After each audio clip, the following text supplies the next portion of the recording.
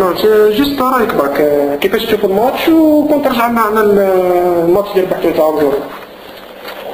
قبل نهضر على الماتش احنا كما نقول لك اوني ابيتوي ا سو جور دو ماتش. الجزائر دائما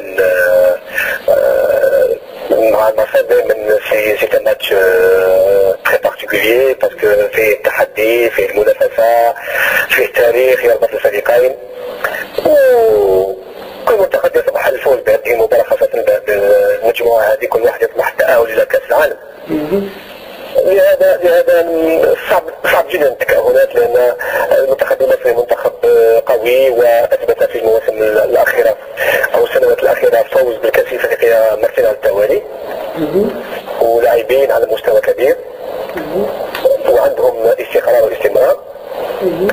منتخبنا الجزائري يرجع بعد ازمه طويله، وان شاء الله احنا نتمنى كل التوفيق لمنتخبنا ان شاء الله، وان شاء الله يقدم مباراه كبيره. اسكو قادر على الفوز سي مصطفى؟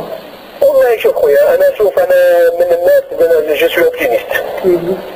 اوبتيميست باسكو الفوتبول دائما نقول انا ونعاود، الفوتبول سي با اون شونس اكزاكت. الفوتبول هي اول قبل كل شيء اراده اللاعبين في الميدان، وتطبيق الطريقه التكتيكيه اللي يعطيها المدرب. لو اللاعبين يطبقوا كل الاشياء هذه في الملعب ان شاء الله ما يكون اي مشكل.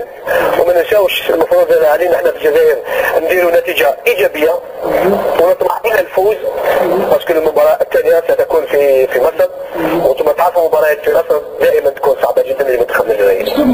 سي مصطفى سي هذه كيستيون كونسيرن توجور الماتش. انت ربحت مصر 1-0 في الجزائر، بورتو جديده اكسيتيرا، ودرت معهم ماتش نيت في مصر. وشنو الشيء اللي خلى سي مصطفى يعني في اول تجربه ليه يفوز على منتخب كبير مثل مصر يعني؟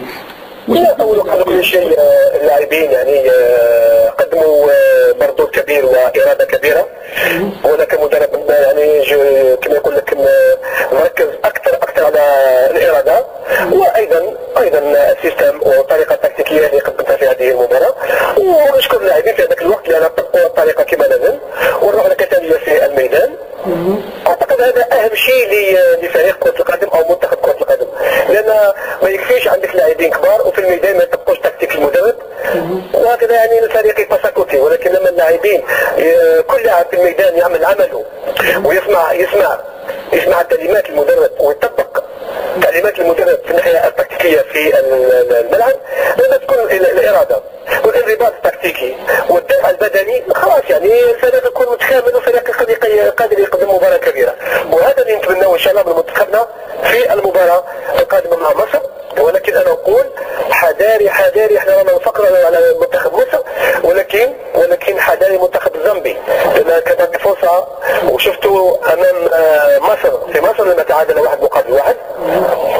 مثلا المنتخب الزامبي قوي جدا بدنيا، انضباط تكتيكي، لاعبين مميزين، يعني حذاري على المفاجاه وهي تكون زامبيا. ميرسي سي مصطفى سي جوتي، يعطيك الصحه، بارك الله فيك، الله يخليك، بارك الله، سلامة.